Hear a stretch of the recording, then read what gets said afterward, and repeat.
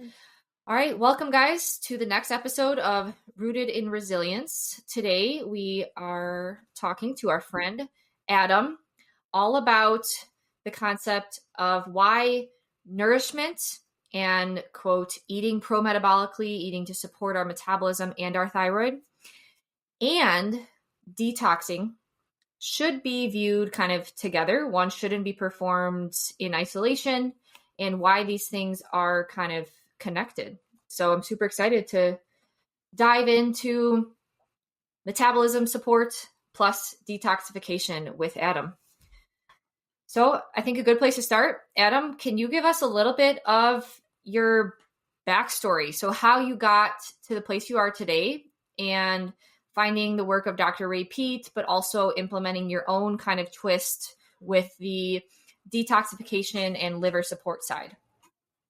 Okay. Yeah. So I first got into health when I was kind of like in my lower 20s, maybe 23, 24. And I had basically been kind of like a partier and just ate whatever, drank a lot, like really did a lot of binge drinking in my late teens and early 20s and even through my mid teens and stuff. So going along with that, like night owl, fast food, all that kind of, just everything that comes along with that lifestyle, smoking and everything. I'd gone from kind of like just this sort of like feeling immortal, like a young man, kind of like late teen, early 20s, just basically felt physically unstoppable for a long time, to essentially hitting a wall, like what felt like almost overnight. I guess when everything caught up to me, and I remember distinctly feeling that I had aged like significantly, or I guess I had never felt what aging was until that point, at least what I thought. And I said, this is kind of crazy. Like, there's no way this is what 24 is supposed to be like. And so I tried to just kind of get my grounding and look around for answers. And I just did what I knew how to do, which was go on the internet and poke around for information. And one thing led to another. I eventually found this guy, Dan, the Life Regenerator McDonald, on YouTube. And he's like the fruitarian juicing guy on YouTube, kind of a big personality who's been an OG in the health game for a long time. And especially back in the early 2010s and even early 2000s, the fruitarian and raw vegan movement was a lot bigger. And it definitely blew up around then. So that was my introduction to health in general, was just watching this guy make juice online and rant about how you can take back your health with what you put in your body. He's like, you can radically transform your health by just the things that if you just stop doing this, and this, and instead you put in real whole foods that are, have high quality nutrient content and minerals and enzymes and all that kind of thing. And, I'd never been introduced to that concept in such a, in your face type of way. So I was just enamored by it. And I think one day I just bought a juicer and the rest was history. But that's how I got into the alternative health field, was through juicing and fasting and fruitarianism and doing less calories, juice fast, 3-day water fast, extended all types of juice fast. Those were all things that I was doing, and how I sort of transitioned from like just an eat anything, any type of, garbage lifestyle into the health, the healthier lifestyle that I found. And what happened to me over time was I was mostly raw vegan, maybe like 80% raw. And I would basically do intermittent fasting every single day for about 3 or 4 years. Never missed a single day of that. And in that, I did many extended fasts. And while I did improve my health a lot because I was consuming tons of whole foods, I was cutting out a lot of, processed foods, cutting out all junk. I don't think I had a single French fry in like 4 years, things like that. So I was really, really disciplined with it. And I made a lot of headway with certain areas of my health. And I certainly, felt intestinal clarity, which then brought mental clarity to me. And I was able to think better and make better decisions. And sort of the upward spiral kept happening from there. But what happened over a couple of years of doing that was eventually I started to gather basically the most classic symptoms of hypothyroid. So I was really, really skinny, low metabolism, low libido, always really cold. Like even in the summer, I would be hands and feet freezing, very low core temperature. And I eventually, being vegan, I think I kind of became more feminine. Maybe it was due to the lack of bioavailable amino acids, which are precursors to neurotransmitters and things that build our brain and our body. So I eventually found the work of Dr. Ray Peat, and I very slowly started adding in the so-called peat foods, or even just adding back in animal foods, as well as adding back in meals. And I did that one step at a time. And I think a common mistake, maybe we can elaborate on this later, is that people will switch from what I was doing, it's like extreme caloric deficit, 2 meals a day, maybe intermittent fasting, and they'll go head first into 5 meals a day, increase calories by 1,500, and eating tons and tons of more nutrient dense foods. What I did instead, just intuitively, was I was still doing everything else the same, and then I just added a hot chocolate at night with real milk. And I hadn't done that for like years and years and years. Just had real milk and some maple syrup and some cacao. And then eventually, after maybe weeks or a month or so of doing that, I added in eggs. And then I started having, instead of just like, I don't know, I was eating like basically like potatoes and mushrooms cooked in coconut milk for dinner. Like every night I would add like eggs on top of that. And then after doing months of that, I was eating breakfast. So then I'd slowly expanded the feeding window that I was doing back to more of a regular, like all day feeding window. Even though I started with the nighttime thing first. So then I expanded into breakfast. And then eventually I added in red meat and the rest of the meats. But I had never in my life eaten red meat consistently. And I pretty much recall after like, eating ribeyes and stuff consistently after not having done so for years, I felt this this sort of like difference in my thinking, my thought patterns and behavior and stuff just almost switch instantly. And I would look at my near previous self and say like, what the hell was I just doing? Basically. Do you feel like the cholesterol in the like animal products that you added back in, so the cholesterol in the eggs, meat, and milk, do you feel like that kind of reversed some of the feminine feelings that you had, because cholesterol is like a precursor to sex hormones?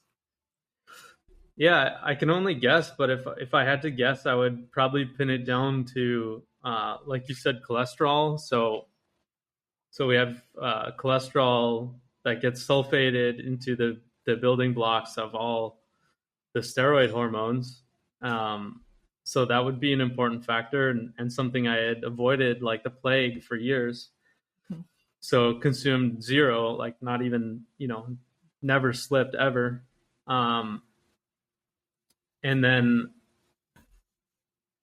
then as well as that, like I mentioned, the amino acids. Yeah. So having high doses of bioavailable amino acids, which are also precursors to all the neurotransmitters. I think between those two, and then just increased protein content in general, maybe upping some liver function, increasing muscle mass, Mm-hmm. which then sort of and now doing more meals, you're now in a more anabolic instead of catabolic state constantly, right? The detox, constant detox, vegan caloric deficit fasting state I was in was constantly catabolic. Mm-hmm. So reversing that with the amino acids and the cholesterol, I think were probably, if I had to guess, those would be the factors that created that switch. And Mm-hmm. then all of a sudden I saw myself and just said, wow. And just almost overnight changed everything. Yeah, so I didn't know that you went through such a strategic process of introducing foods. I think you're one of the very few people who hasn't just jumped into a more pro-metabolic repeat lifestyle, and I think that probably was very beneficial. You didn't get a lot of the common, I guess, the common things that happen to a lot of the women that we work with and men is just a bunch of weight gain, and they actually see more estrogen dominance as they try to figure this all out. So I think that process that you described was pretty awesome. I'm curious if you think that your time being a do you have a bird? It sounds like a monkey. What's going Sorry, on? there's a lot of birds outside. I'm like, what's happening? I'm curious if you think that your time, Adam's in Mexico. yeah, your time being raw vegan after you were mostly just like a standard, I guess, Canadian diet for you. Do you think that that was actually necessary for your healing before you started introducing all of the different peat foods and ideas?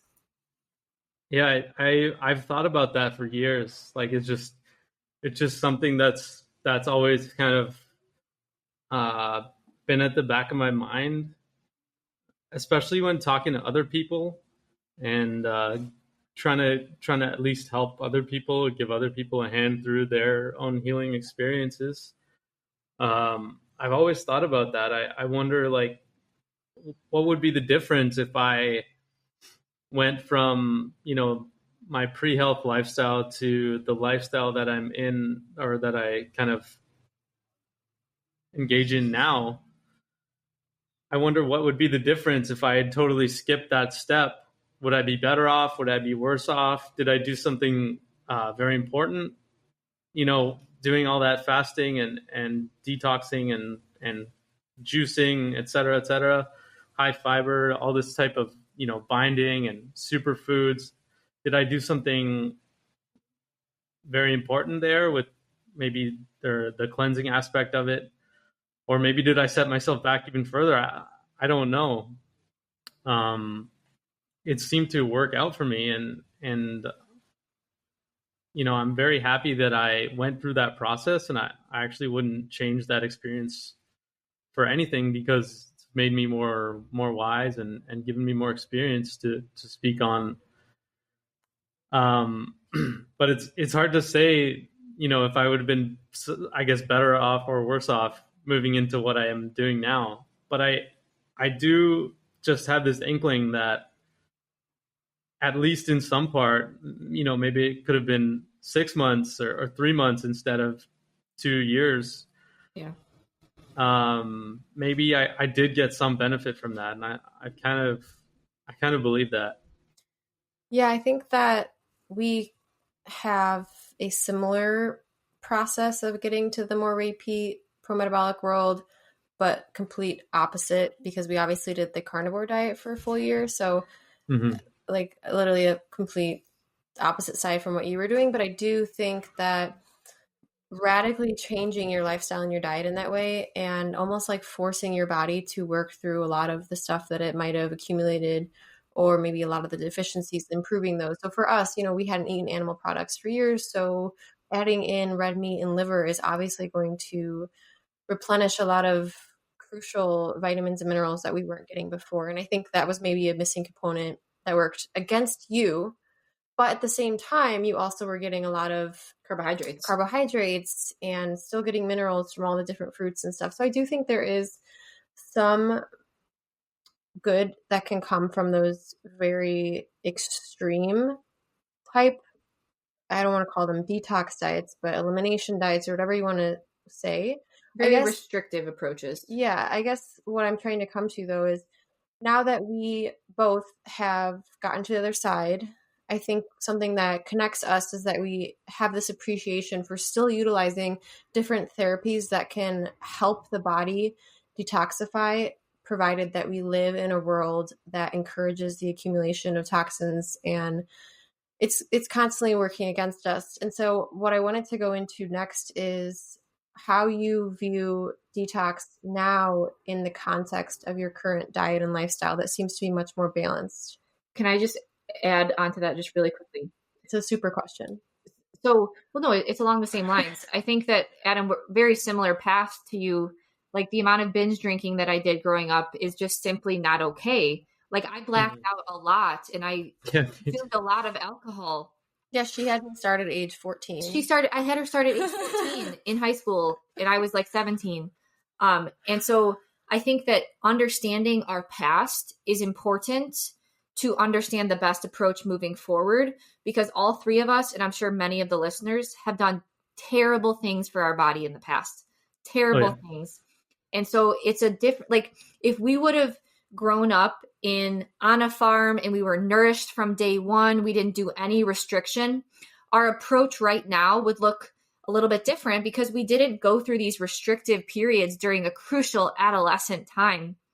Whereas we do need to implement some sort of detoxification and body care in addition to metabolism, nourishment, and supporting because of what we've done in our past. And I think that that's something that we really align with you and your approach, because just doing pro-metabolic and just implementing the pro-metabolic principles sometimes isn't enough for some people to fully heal because of what they've been through in the past. And like Sarah said, because the environment is working against us. So can you talk a little bit, so Sarah's question, can you talk a little bit about like why you think like there is some detoxification and support that you can do in parallel to eating a pro-metabolic diet or support? Yeah, I think what you said is really important because there is a dogma out there where people are just like, you just need nutrients to heal and your body will just detox. As long as you just give it the adequate nutrition and stuff. And while that theoretically can be correct, a lot of them are missing the fact that many of us grew up, some people grew up eating McDonald's like 5 times a week. Other people grew up strictly on processed foods and cereal and frozen this and that, and like Lunchables, like only like that was like all they ate, right?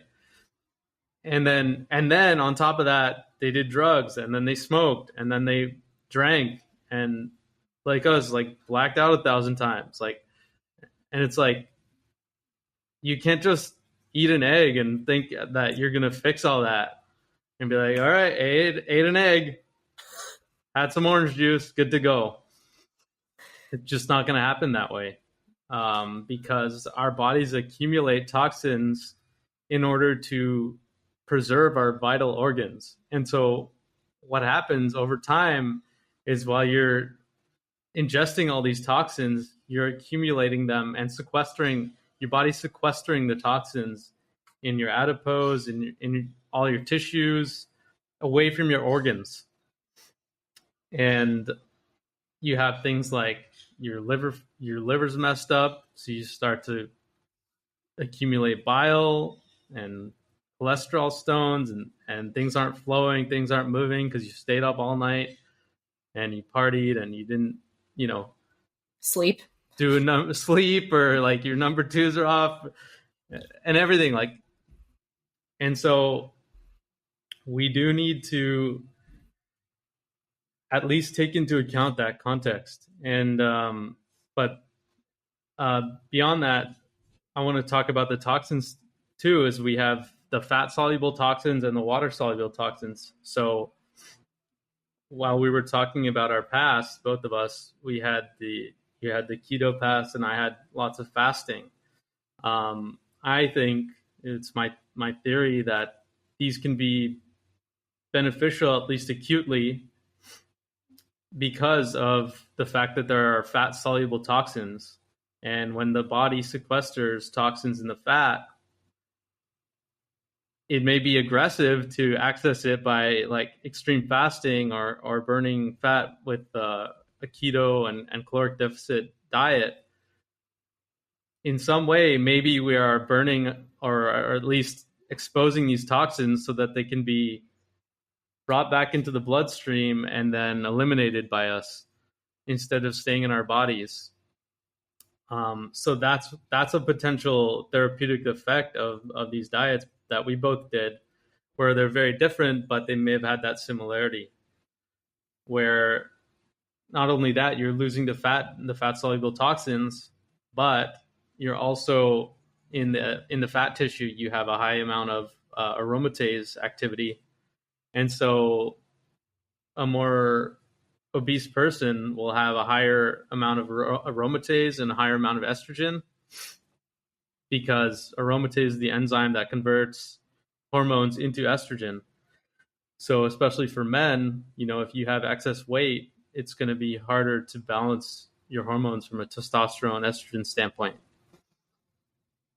Now, to bridge that, it's really, really important. This is another concept that I've been talking about lately, to understand that there has to be a difference that we have in our heads between therapy and a lifestyle. So if a protocol works for you, whether it's fasting, keto, a detox, et cetera, et cetera, et cetera, you still have to understand that that's a therapy. An IV, you're not going to do that every day. That's not a sustainable lifestyle. These protocols they exist for us to be therapies so that we can use them to get back to a sustainable lifestyle, where then we're providing adequate nutrition for ourselves, supporting metabolism, supporting energetic function. And we can move now in the cyclical flow of life, where maybe, we do seasonal detox. Like, we fall in line with the cycles of, like, everything around us in nature lives in a cycle. And we could try to adhere to that as well.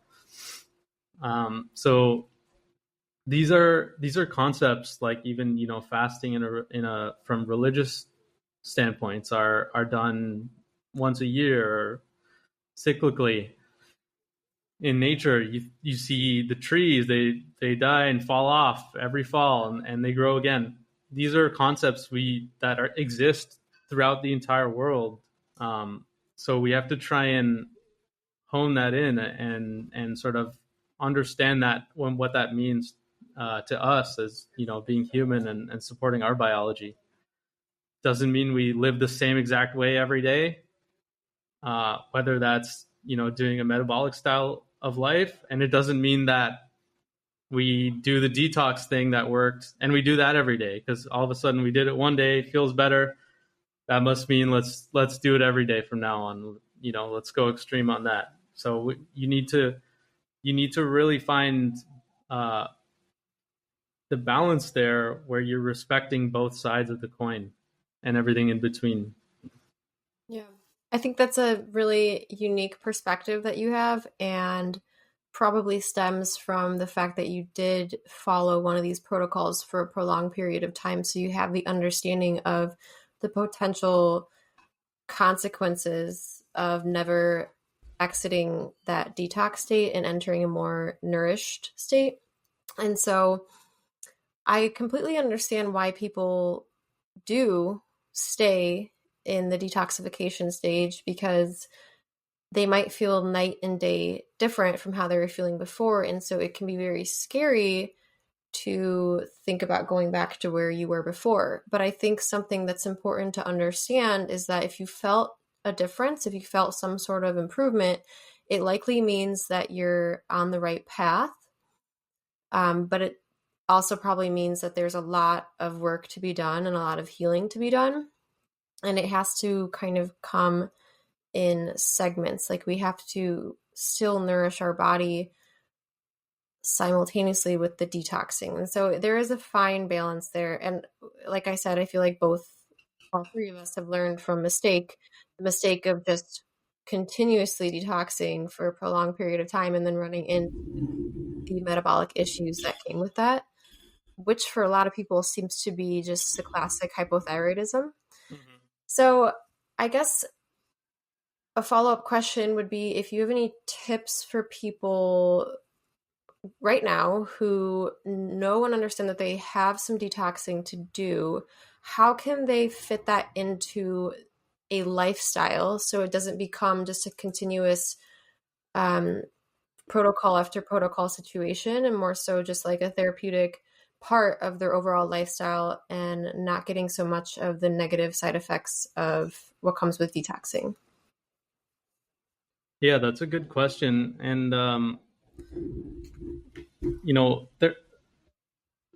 for every different person, we've all come, like I've mentioned, we've all come from different contexts. And so part of dialing into alternative health and taking full responsibility for your own health is that during this process you become way more intuitive and in tune with your own body. You start to get more vivid feedback. You become more connected to yourself. You actually start listening, and you hear the messages that your body's telling you.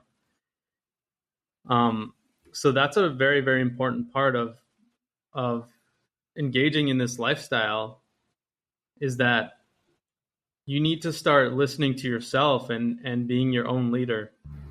Because I don't have the exact answer for you of how much of X or Y protocol you should do, and how much of the metabolism that you should do, and when you should do this and when you should do that. That's something you're going to have to dive in and kind of navigate and figure out yourself based on all the information that you can gather from other people, and then now distill that and try to understand it within your own context. Well, protocols yeah, go ahead. I was going to say, like, let's get to the meat and potatoes of the discussion. Like, what protocols have you noticed? So, like, specific protocols. Like, whenever I think of Adam and like his Instagram, I'm always like, all right, the gallbladder cleanse. He's doing the gallbladder cleanse. So, what are specific protocols that people could try out that you have noticed the most benefit from? And again, not doing all of these things at one time. But yeah, super curious to hear your experience as to which ones seem to work best for you and what benefits you saw from them. Yeah. Well, starting back in the day, I do remember the first 3-day juice fast I did. I do remember very significant benefits from that one. I remember feeling super alive after, super clean, and intestinally, I felt amazing. And just from a physique standpoint, I felt really, really good. And I was drinking like tons of watermelon juice and fruit juice and stuff during that. And then other protocols I really like. I really like coffee enemas. I think they're super, super supportive. I know many people that have tremendously improved their health by doing regular coffee enemas, at least for a certain period of time, or cycling in coffee enemas. Like I said, therapy versus lifestyle. So maybe you do 3 a week for a few months, and then take a few months off, and then you go back and do 3 a week again, and dial into how you're feeling there. I think that's amazing for the liver, supporting bile flow, And for me, I notice a big benefit when I do them, as well as cleaning out the intestine. So if you have any impacted fecal matter that's sitting in your intestine, basically rotting food, stuck food, maybe you're dehydrated because you don't drink enough water or enough hydrating foods in general, you can have matter that sits and ferments there, and decaying matter is gonna create that repeat serotonin intestine concept, where you have the endotoxin issue, and essentially, something in the intestine that's rotting and producing toxins, and now that's circulating through your bloodstream and causing issues for you. um on top of that, I like castor oil packs. I think that's kind of like in there with coffee enemas, supporting lymph flow, bile flow, and liver detox. And then, like you said, the meat and potatoes. I Let's talk about the gallbladder flush. I'm a huge fan of it. I know several people now, many people that have done from anywhere from 20 up to 45, to a couple women that have done over 100, and they have completely cleared themselves of chronic illnesses. Especially there's a couple of women that have done over 100 that I know, and these two specifically have reversed chronic illness by doing these flushes. And I have another friend that's done 45. His name's Adam as well, and he said he's basically reborn. I know a couple other people that have done in the 20s, and again, they say life-changing benefits. I myself have done 5, and I've seen some tremendous results from that. But yeah, it is a process, and it's a roller coaster as well. So it's a very important thing that we, like I was talking about before, when you are putting in poisoned food, you're doing alcohol, tobacco, etc., you're overburdening the liver with toxins. And case in point, in alcohol, when you get drunk, that's basically because your liver is just not processing it in the amount of time that it has, and that's where the buzz comes from. So what you're doing when you impact the liver like that is you're ceasing bile flow. You're getting stuck bile that's not moving through your gallbladder.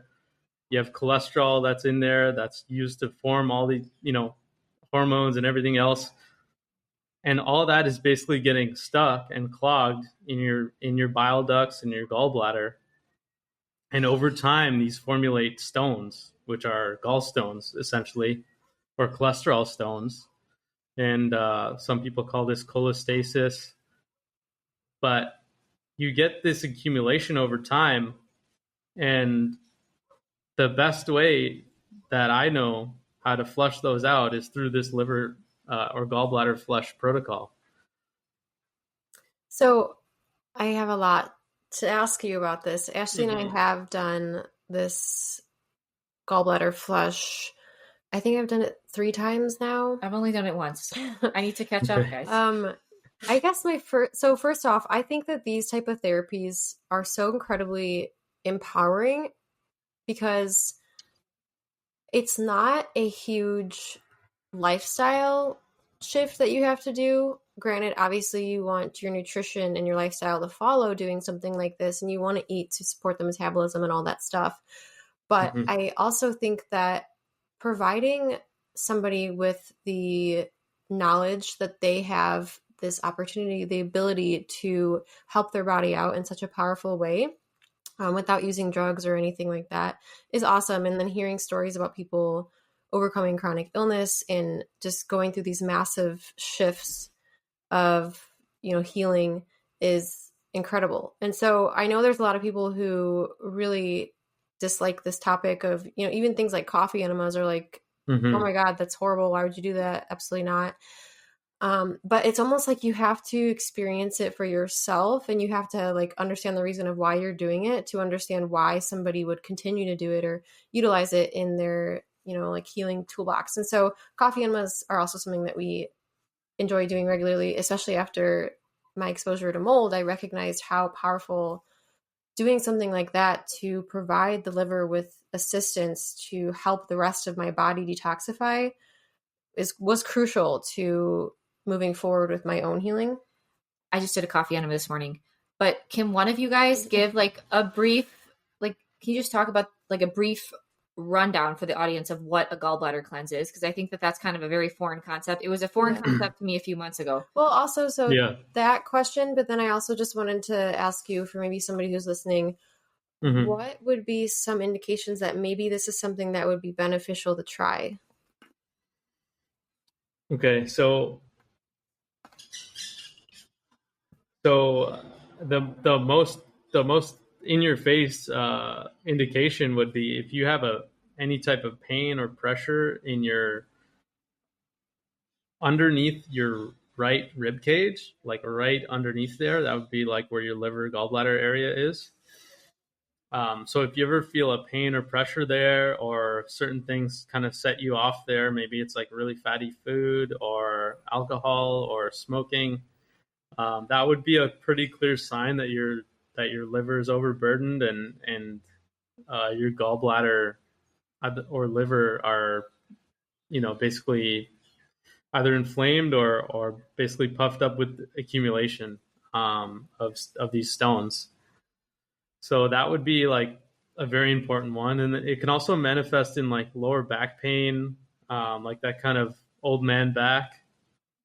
And funny story about that, after my first flush, I started getting some of that pain, that kind of just like middle lower back pain right at the base of my spine. And that's something that I was getting when I was like in my mid-teens. And it's as if like doing the flushes that you kind of like bring back up these old symptoms that you might have had that your body's sequestered over time, and you're like you kind of like have to get rid of them, and you have to go through this process where you do experience some symptoms that are involved in kind of like the liver being toxified for a period of time. And then you have to go and flush that out and continue with the flushes until all that stuff is gone.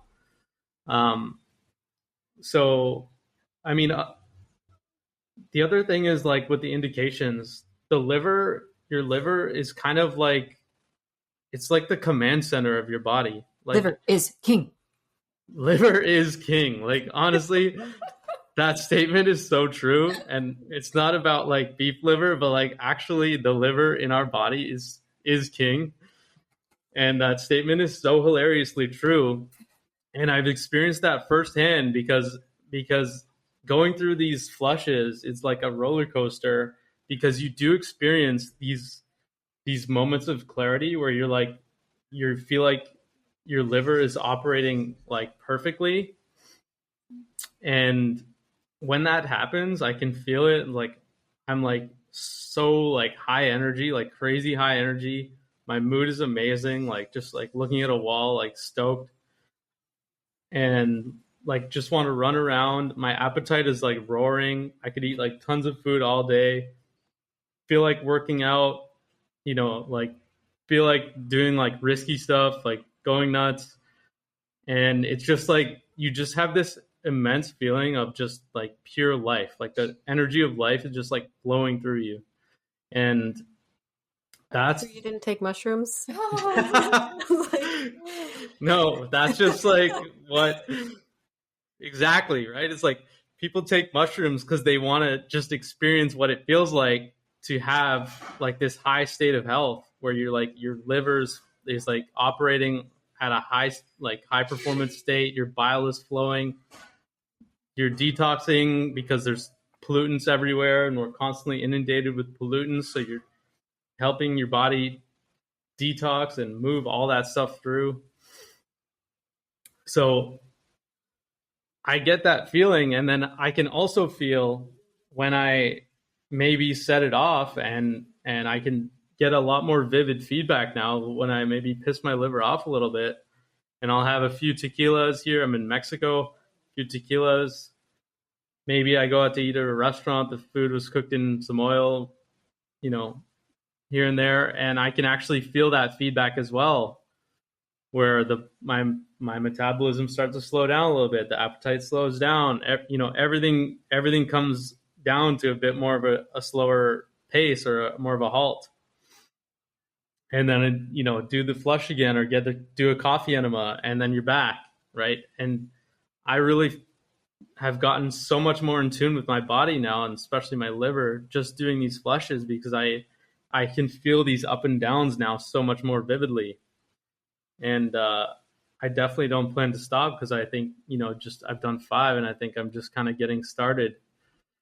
And I'm really excited for the rest of the process. But like you said before, it's great because you can eat metabolically, you can support yourself with nourishment, and it's not a huge adjustment. The protocol comes from Andreas Moritz and Hulda Clark, and they were, at least Andreas Moritz was a strict vegan, and he kind of, like, in his book, he has this kind of vegan propagandist type rhetoric. Lots of us, the flushers, we actually tend to ignore a lot of that, and through our own experimentation, it seems to work just as effectively. So you can eat animal foods throughout the process, the 4 days prepping, which are you taking malic acid or drinking lots of apple cider, apple juice, or ACV. And the malic acid is what softens these stones up. So you're doing that for 4 days, and you can still support your metabolism and everything. And then on the 5th day of when you drink the flush concoctions, you stop eating at 1. So there's 1 day where you basically engage in an intermittent fast, where after 1 p.m. you're only drinking water, and then around 6 p.m. you start a drink where you make 800 ml of water with 4 tablespoons of Epsom salts, and you drink a quarter of that at 6, another quarter at 8, and then at 10 p.m. you drink an olive oil and citrus juice mixture, and the Epsom salts relax and open up your bile ducts in your intestine, and they act as a diuretic and a laxative. And the olive oil and citrus mixture, you're basically drinking like half a cup of olive oil, so that causes a huge biorelease, right? For those who don't know, consuming fat causes your liver produces bile, causes your gallbladder to release bile. The bile exists to emulsify fat and digest it and help you assimilate fat-soluble vitamins. Sorry about that noise, if you heard that. That's okay. And so the olive oil helps you release tons and tons of bile. And what happens when you do that drink after the Epsom salts is you just start to shoot out all these stones out of your gallbladder that have been accumulated there because you drank, because you had McDonald's a million times, cereal, et cetera, inhaled exhaust, environmental pollutants, cleaners, Lysol, Windex, you name it,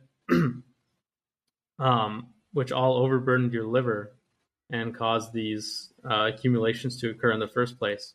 So then basically overnight and in the morning, you're number 2ing out a lot of stuff.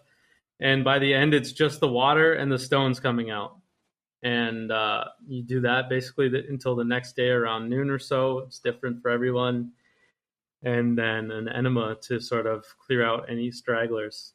So that's the process, and a little bit of the details. Hey, Adam, what are you doing tonight? Sorry, I'm flushing. I can't. Yeah, literally. I'll make sure to link the official information in the book and everything, and Dr. Holda's website And his post about it. Mm-hmm. Yeah, so if somebody is interested in that.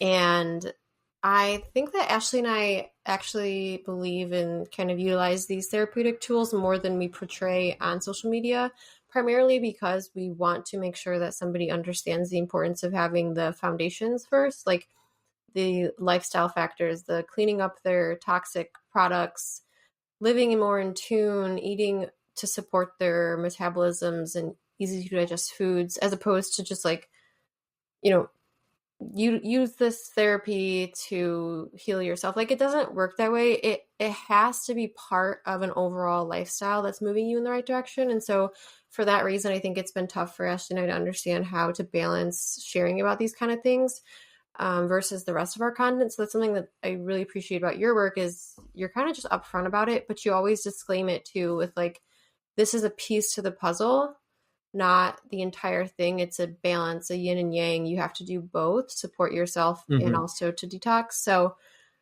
yeah, I think it's great to hear your personal experience more in depth about the topic, because you can get really lost reading, you know, positive, but also like horribly negative experiences on forums online and stuff. So it's just something that if you feel like you're listening to this and you're like, very intrigued, it might just be worth just giving it one shot, even if it means starting with something like an enema instead of doing a full-on gallbladder flush.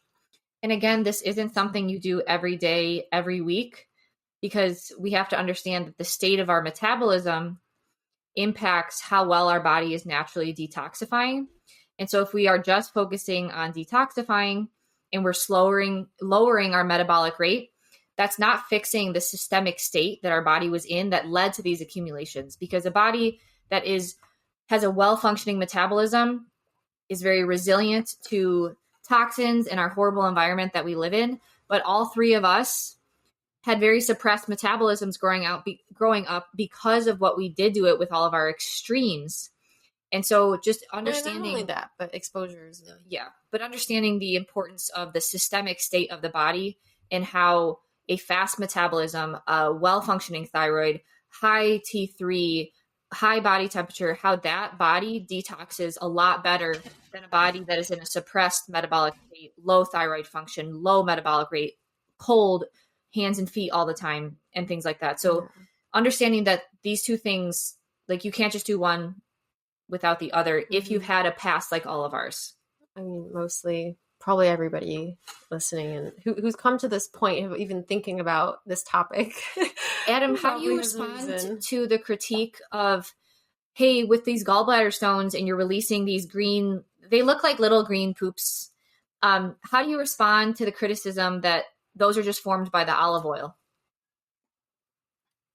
Yeah, so that's a critique that happens often.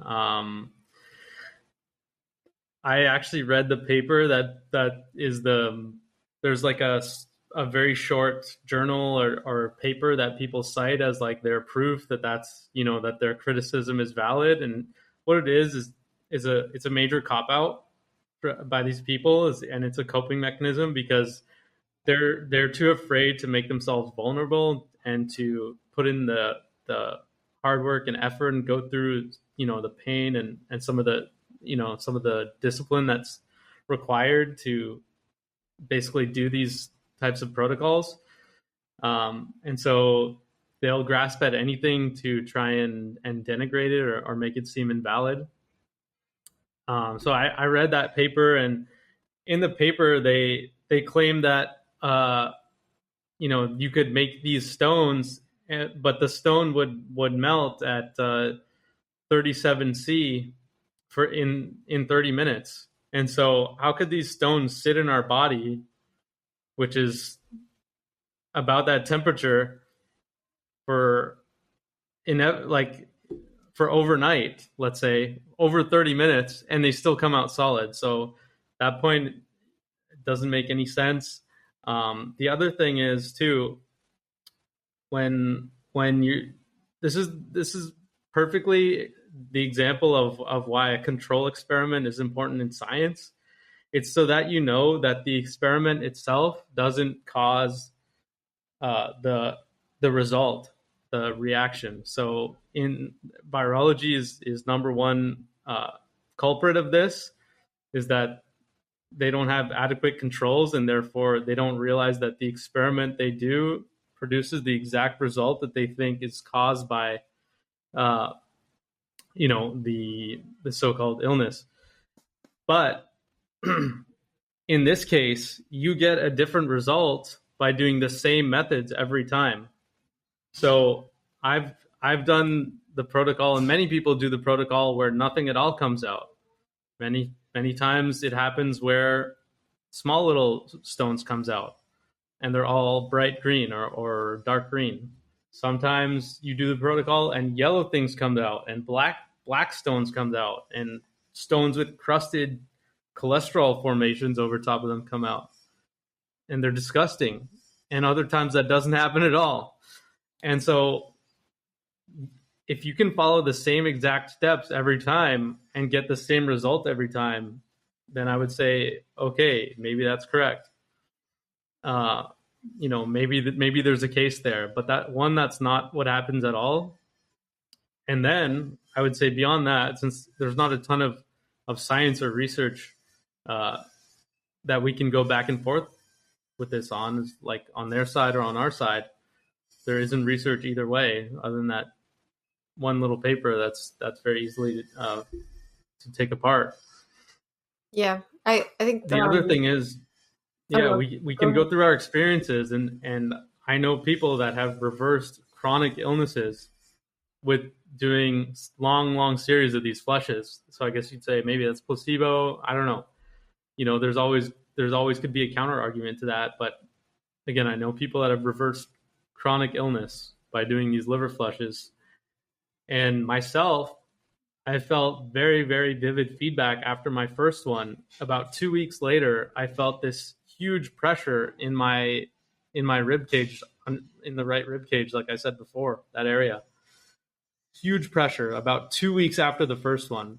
And so what I estimate happened was I did the first flush.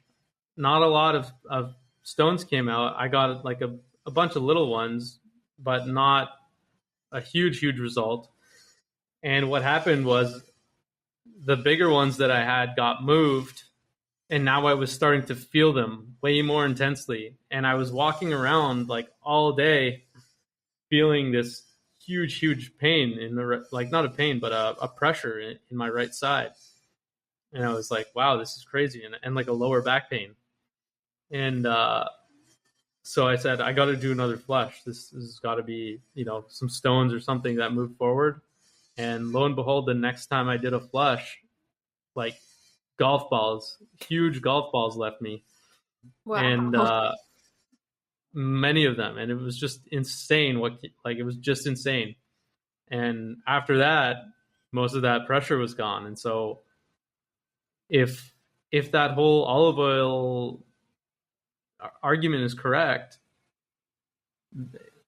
it doesn't make sense based on what they're saying that these stones can sit there in your body temp and not one be melted, and two cause these different feelings that you can then push out.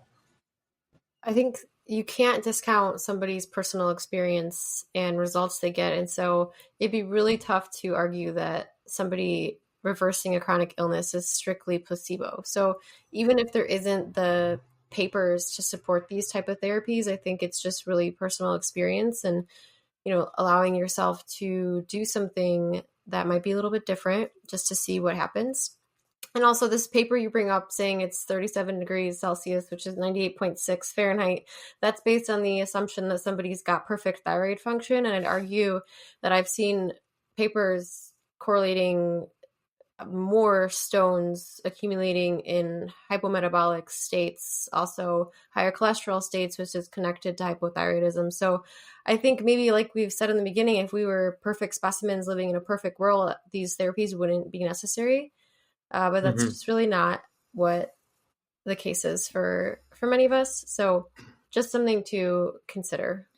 And I'm curious if we can make a little list of your suggestions for someone to get started. So I think all of us would agree, step 1, you need to address your metabolic rate and eat in a way that's supporting your metabolism, supporting your thyroid.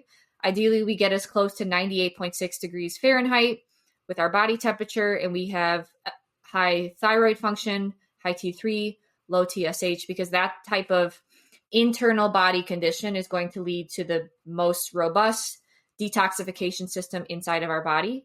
But in terms of like detox support, what would be your suggestion as things to implement and your recommended frequencies? Well, also, do you even think what Ashley said was step one? Are there cases where it's not step one? Okay, fair.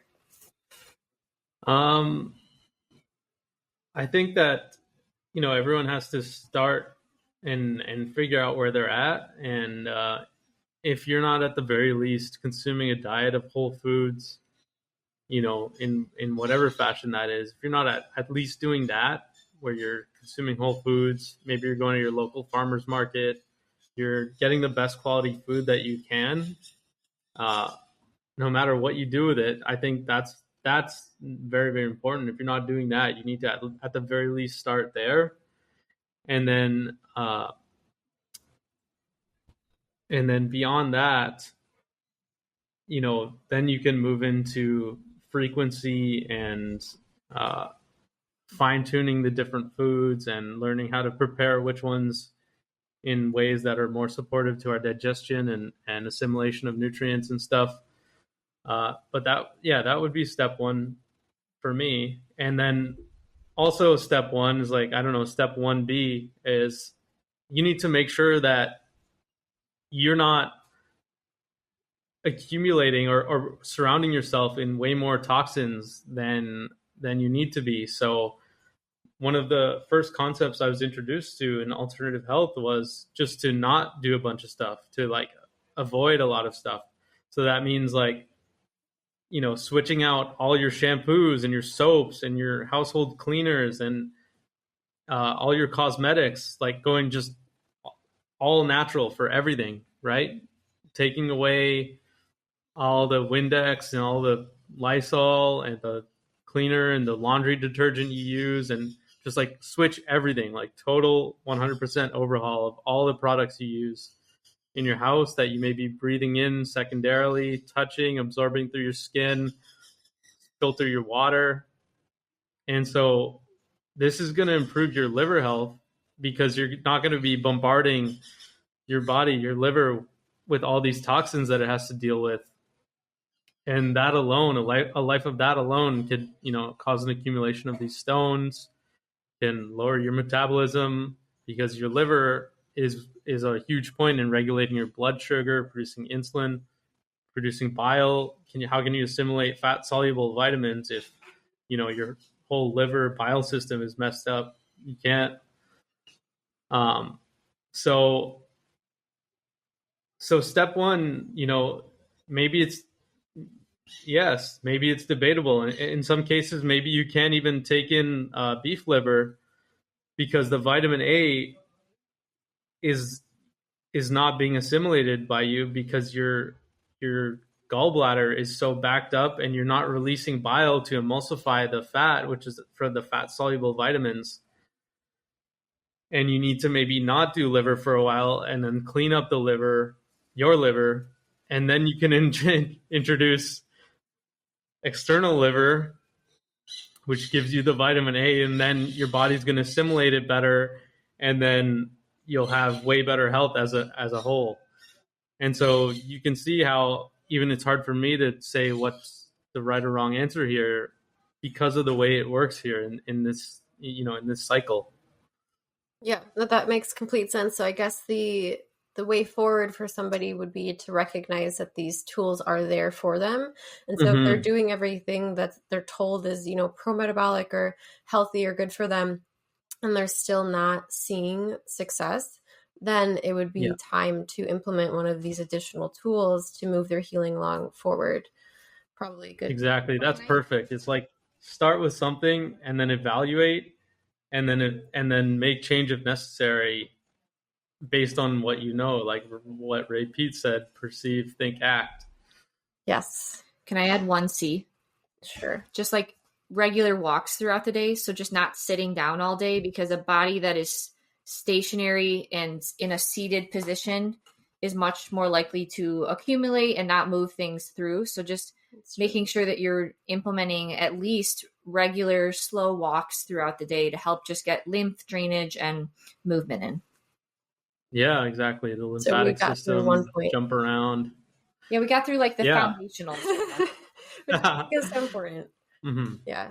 Yeah, and then I guess if you want me to add on to that, I would say I'll just like provide a laundry list of things that are beneficial, and it's like if you were to ask someone else, they'd probably have a lot of more great things to add as well. But just off the top of my head, like we're talking, coffee enemas are huge for the liver. I think those are really, really important. I think doing a series of those can help you clean out your intestine if you haven't done that for a while. If you're dehydrated, if you eat a lot of foods that are not well hydrated and or don't balance dehydrated foods with adequate hydrated foods or water, I think that's very important. I think, well, let's talk about amino acids. Taurine and glycine both conjugate with bile acids to create bile salts.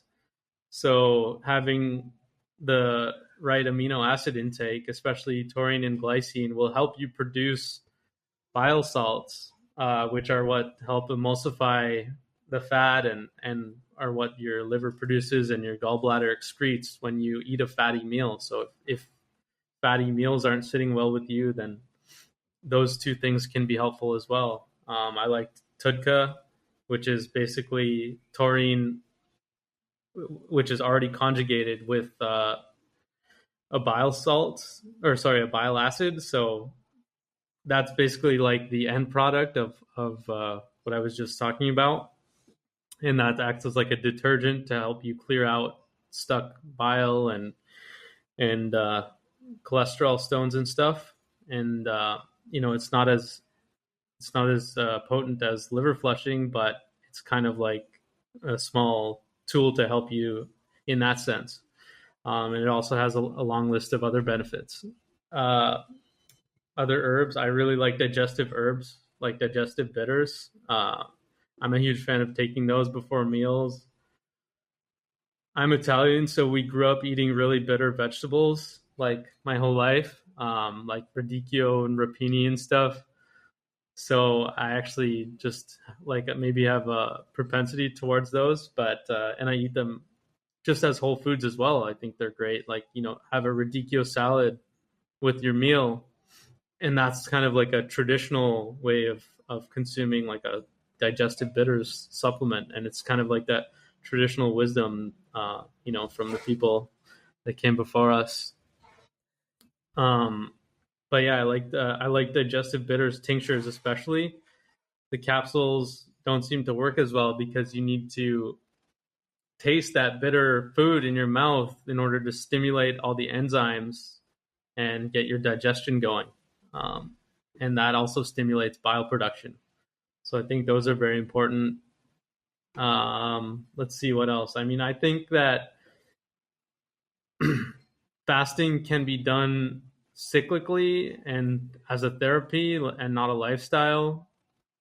Going back to my concept there, I like even juice fasting or just consuming liquids for an extended period of time. It doesn't have to be just water, but I think that can be a benefit to the intestine, which is the liver and the intestine are such colossal parts of our overall health that when things are stuck or just going wrong there from a more mechanical standpoint, like forget like talking about energetic metabolism and stuff, from a mechanical standpoint, when things are kind of like not like stuck there, that will slow everything down and reduce your ability to assimilate nutrients, to produce hormones. It's going to start to recirculate toxins, especially when your gut is backed up. You're recirculating toxins, food is decaying.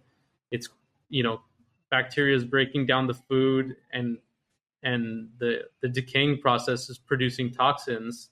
And that's when you think you have a bacterial overgrowth, but it's actually this decaying the process of decaying, which you need to just clear out, and the bacteria is trying to help you do that and break all the food down. But you really need to just clean the house, and then everything will go away with it, the bacteria and so forth. So I think, yeah, just doing cyclical cleanses, like I mentioned before, like I said, the cycles are all around us in nature. Maybe we need to adhere to that a little bit more, tune into where you're at in the world geographically, your time zone, whatever it is, your environment, and maybe you can do a cyclical cleanse of that sort. Do you think that that's why people have experienced such great success with like the milk fast? Because, milk is providing us with all 3 macronutrients. And so you're technically not fasting. So you're still providing your body with energy, with protein, building blocks, nutrients, but you're consuming a product that is very easy to digest for many people because it's a liquid. It's not going to cause mechanical blockages in your intestine. And so maybe that's why one of the benefits of the milk. Well, have you done the milk fast before? I actually haven't done it, no. Okay. And I've recommended it to people, but I've heard amazing results from others, but I haven't done it.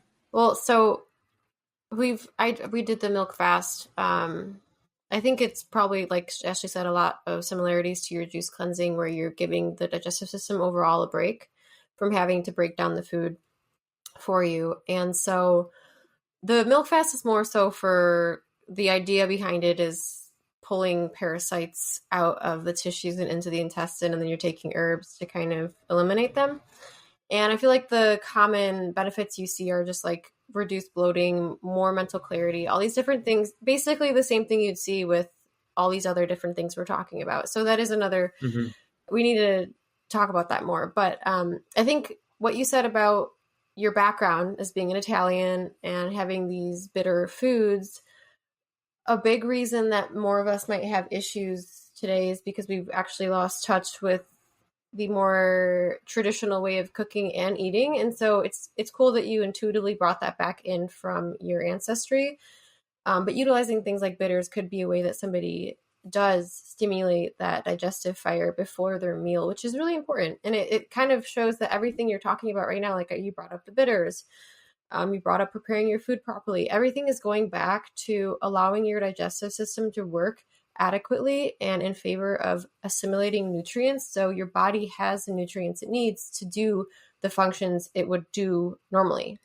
And so I think that with that understanding, we can understand why a lifestyle that supports the metabolic rate, that supports proper digestion and elimination daily, is the foundation to a protocol that emphasizes and maybe boosts the clearing out of toxins.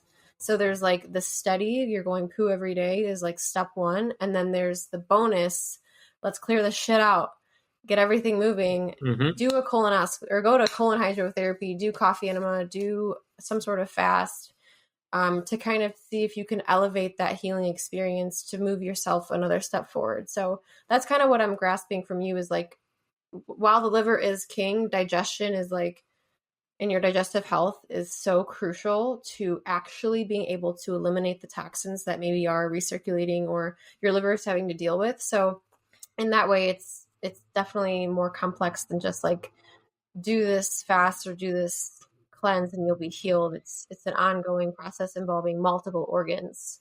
Well, yeah, exactly. Elimination is so crucial because, your number 2s are your primary elimination for toxins. So you have to be doing those, on an ongoing basis regularly. Even drinking enough water, there's an anti-water dogma as well out there, but there's also the possibility that our kidneys are holding on toxins, and when you start to drink more water, you could be peeing out more and say like flushing electrolytes or whatever, but I could actually be releasing more toxins through your kidneys as well, because we have water soluble toxins, fat soluble toxins, and it's important to get those 2 elimination pathways open, I think, as well as sweating. We didn't mention saunas, but that's kind of like a given, I think. Very important. lymphatic massage, jumping, running, playing, having fun. You know, we've honed in on a very, very important aspect of health, but I want to, you know, iterate why not we can't be right. You know, not everyone is right about everything they say, because there's so many facets or so many different layers or paradigms of health. Like there's, you know, there's like the bioenergetic paradigm, which is like we're, you know, electromagnetic beings, and we're constantly being influenced by resonance and frequency, and then there's the biochemical thing where, you know, we're talking about molecules and different foods and minerals and things like that, and then there's the emotional, the spiritual, the mental aspect. You know, our heart produces like 500 times more of a magnetic field than our brain, and sends more fields to our brain than vice versa. So, you know, maybe you don't have the right thing going on with your heart or your loved ones or your friends, or you know, that's also a major influencing factor. And so and then there's the biomechanical, like I was talking about, like your intestines just clogged with like stuff. So we're honing in on a very, very important part, maybe like the most integral part, but also there are these other layers, you know, that they all influence each other. And so I think we can't lose the forest, or the tree, whatever, the forest for the trees. I think that's so important. And I know you briefly touched on this, but you said in the beginning when we were like casually bringing up this idea of doing some sort of gallbladder cleanse, and you mentioned how much of a roller coaster it is. And I would argue that Mm-hmm. a large part of that is emotional, because as you're detoxing these toxins, you're also going through an emotional detox. And that is a huge part of healing, because like you said, your heart, you know, is a huge part of how your overall body is going to function, how you perceive the world is in your brain, all these different things. So I feel like we are running out of time, but there's so many different things that we would probably love to go on in more in depth in a future podcast, if that's something that we could do. Because I don't want to get now, I know we were going to talk about immunity and autoimmune and all these things, but I don't know what I would title this podcast. Let's do that next time. Do that next deep time. Dive into that, because I think Yeah. that's a really fascinating topic, especially for our audience. Yeah. The concept of autoimmunity and how it's been portrayed over the last like 20 years. So Yeah. that would be a really fun follow-up discussion. Yes. And I'd also love to talk about Yeah. the emotional work you've had to do as you've done all this detoxing, because that's something not many people address, and then you can find yourself stuck. Yeah, I've been so fascinated with just learning about water and like the nuances behind water recently, and you know, there's a lot of evidence out there to suggest that water stores information. Like water is like an information and energy storage, and water is kind of like our currency, our sort of like currency of life within us. Like we are basically this gelatin structure of water, and energy like ATP is like heat that structures our water with proteins like gelatin to form us.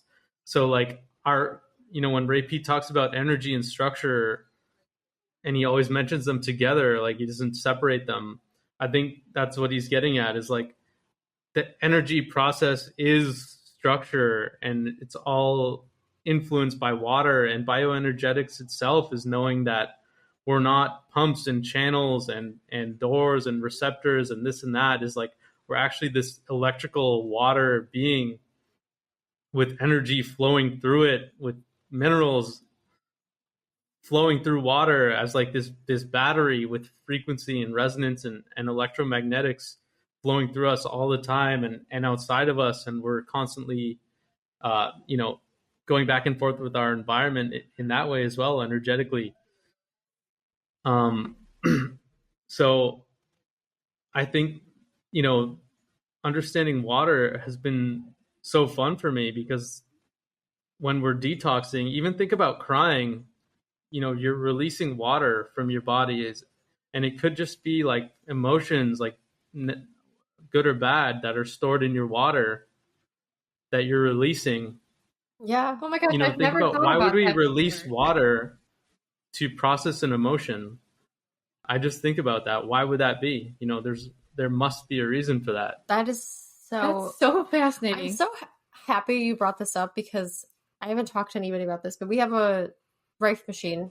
And I recently just got an instructional download about imprinting water using my cold laser attachment and my PMF attachment. And I'm like, okay, that's totally what I'm doing next, because I think it's so fascinating too. I finally just started restructuring our water using our Somavedic.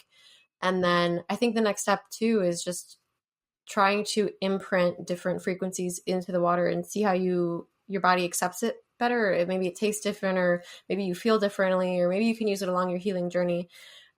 Just to preface this to the audience though, like if you're feeling very overwhelmed with the fact that we are now talking about all these different things you can do with water, just remember the foundationals and the step one of all the things you can do. This is like They weren't ready for this woo-woo shit. Yeah, what's going on? And, just remember that this is like step 10, something you can have. Yeah, re-listen to the first half of the conversation. Have you done any imprinting? No, I haven't, but I'm a big fan of the Analemma water wand. Oh, I've heard that's like about a water structuring device that I use. So, and I'm not gonna lie, like I have been like influenced by the anti-water just because of, water from our sink isn't structured. And so I'm like, do I really need that? And so I hydrate through bone broth, which is not using structured water, but I hydrate through fruit juice, fruit, and milk. And so I drink a lot of that. And so I view that as more hydrating than just pounding down a bunch of water. Do you think that I do drink a lot of fluids in my diet, and I feel like I hydrate through that way. I never have like dark pee or anything. Do you really feel like adding structured water on top of having a, orange juice, milk, bone broth heavy diet is actually advantageous? Well, all those things you mentioned, like anything, are a certain percentage of water. Anything, and so you are drinking water. In the orange juice, you're drinking 90% water, and but isn't in the that milk, water structured? Whatever it is. Well, I would say that the structured aspect is secondary. We can actually structure water in our body. Yeah. The energetic process itself, like I said, like the metabolic bioenergetic process, is the structuring of water. Energy itself isn't just ATP. That's just one component of it. Yeah. And it's actually structuring the water, which then coalesces with like the proteins, like the gelatin and stuff that make us up. And the water is like a crystal that flows energy through, the electricity through, with minerals and the other constituents. So we do that with light, and with infrared light creates structured water. So just it's all around us at all times, but by going in the sun, by being not in Michigan lighting, here in the winter. Well, you do have infrared light around. That's true. Still. That's true. Yeah, you can put on night vision goggles. That's why they work. So yeah, the structured aspect is secondary. The hydration is akin to life. Like everything that's living is hydrated. And so I think it's just important to know that if you're consuming, let's say, like only bread and no juice, no bone broth, no milk, etc., then you're going to be, putting yourself towards an imbalance of hydration. But if you're balancing foods that are lower percentage of water with foods that are higher percentage of water, and you're just taking that into account, I think you can hydrate yourself just fine, without pure water. But I also don't think that drinking pure water is bad. I think that's also beneficial, and it can do, it can improve your hydration as well. I'm not a big electrolyte flusher fear person, where they're like, don't drink water, you're going to flush all your electrolytes. Yeah. You can pinch salt anytime you want. You can go eat a high potassium fruit or vegetable at any moment in the day. Yeah, and you can also add drink water minerals back to your water just even by using salt Yeah. or something. But you have to evaluate, okay, how much did I sweat today? How much did I maybe evaporate water? Like right now, every time I speak, I'm evaporating more water through my breath. So I'm consuming more water. I'm going to go outside in the sun. It's hotter here. I might need some more water. Or if you're under HVAC all the time, maybe that's can be dehydrating. Like if it's like right above your head blowing HVAC at you or a fan or something.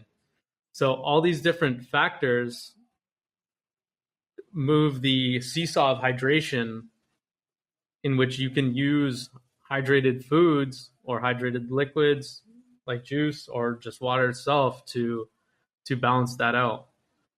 Yeah, I think that just to provide context to the people listening, the whole anti-water comes from this idea that, it's my understanding, if you're more in a hypometabolic state, your body is holding on to a lot of liquids. And so when you introduce yourself with a ton of water, you're just going to flush out your electrolytes. You're going to retain liquid. You might pee more. So you actually do better by reducing your liquids and consuming more mineral-rich juices, bone broths, which is still liquid. I guess what we're trying to say is you don't want to just pound down a gallon of pure water with nothing added and no further consideration of the amount of minerals that you get in your diet, basically, is what you're saying.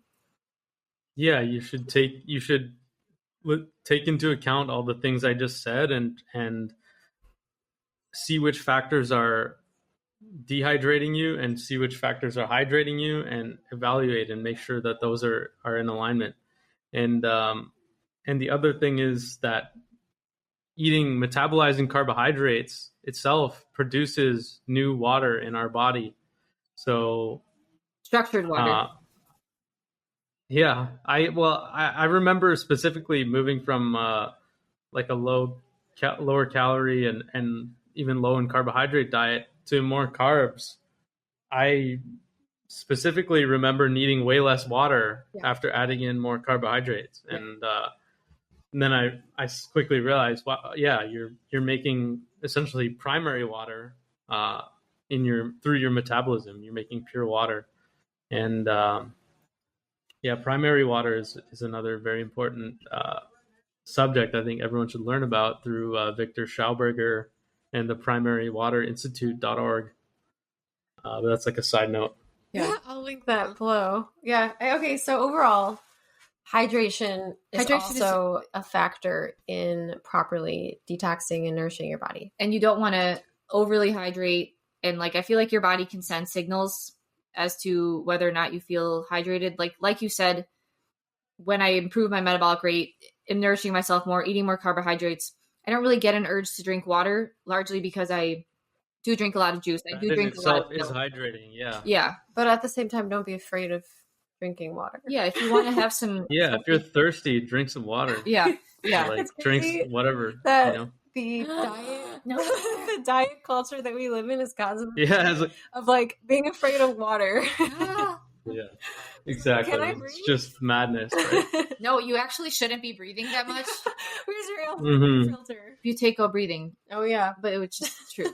But yeah, there's so many different facets. But I think it's been good to hear your take on all of this and kind of putting together those smaller bullet point lists throughout this episode. Hopefully somebody can take something away from that. And then in future episodes, we'll maybe dive more deep into some of the intricate topics that we've touched on, if that sounds good to you. Mm-hmm. Yeah. Yeah. Cool. Well, I think to summarize, sometimes your liver needs a little bit more support, and that's okay. So we talked about possible things because liver is king. Yeah. Yeah. All right. Well, on More. that note, Adam, where can people find you? We use some of Adam's. Tell us about LifeBlud supplements through his LifeBlud company. Yeah. I own a supplement company that I operate by myself, and it's called LifeBlud. I started this company a couple years ago, and I just wanted to basically provide more pure and high quality supplements. One, for myself, two, because there wasn't really great products that I wanted to see in Canada. It wasn't really available, especially for Canadians. I've since branched out. I'm in Canada and the US now and international, but that was how I started. And I wanted to basically start a company that was focused on bringing products that support the metabolism and overall body function that are actually pure, and ingredients are a lot more, let's say, paid attention to in detail than the bigger supplement companies that are owned by large corps that they don't really care about health and alternative health, and this whole topic we spoke about earlier, just about avoiding the common pollutants and toxins and stuff. I think the supplement industry is no exception to that rule. Oh yeah, we were talking with Georgie about different fillers that are used in supplements that are like carcinogenic, and I feel like you're not talking up your company enough. Adam, owning and running LifeBlud is incredible. This is one of the companies we regularly use. Their supplements are free of fillers and random different things. Well, important, the fat soluble vitamin supplements like K2 and vitamin E, they come in a good carrier oil. Yeah, they don't come in a seed oil. They come in MCT and olive oil. We have vitamin E in organic olive oil soft gels. Yeah. Those are the soft gels. Yeah. And the nutrients are in bioavailable forms, which I think is what he was touching on, where big companies don't really pay attention to fine details like that. So definitely encourage you guys to check out LifeBlud. And you also have the energy restoration protocol on that website, which is, guys, if you're confused right now, you don't know where to start, honestly, just go check out that webpage. It's a great recap of, I would want to say, what your main beliefs are when it comes to health. And I mean, maybe that's evolved since you made that, but a really good place to start for people, I'd say. Ray Peat inspired, pro-metabolic. Yeah. So yeah, it's like a blueprint, for someone who's like, what do I do? I haven't done anything. I'm just like, go here, do whatever you can on there. And there's, sections where like foods and behaviors to limit. So even just start there, like just stop doing a bunch of stuff, before you spend $1, before you buy a single grocery item or whatever. There's a bunch of things you can just stop doing. Yes. Yeah. That are not serving you. Absolutely. So I'll link all that below in the description, as well as our discount code for LifeBlud if you want to check that out. And until we speak again, Adam, what's one thing you're looking forward to doing? Besides your next teaser for next episode, there's no such thing as the immune system. That'll be fun. Mine's blown. Okay, I can't wait to hear about that. That'll be fun. I love how he just like starts laughing. So I could see the excitement on your face. Well, he's like nerdy topic. February 22nd. So let's get him back on next month. How does that sound? Sounds good. Okay. I mean, up to you, but yeah. All right. Got a busy March. Maybe April. April sounds good. Like, too busy. He's booked and busy, bitches. I got too many flushes to do. Yeah. I'll be flushing. I'll see you guys on the other side. All right. Thanks, Adam. Talk soon. Okay.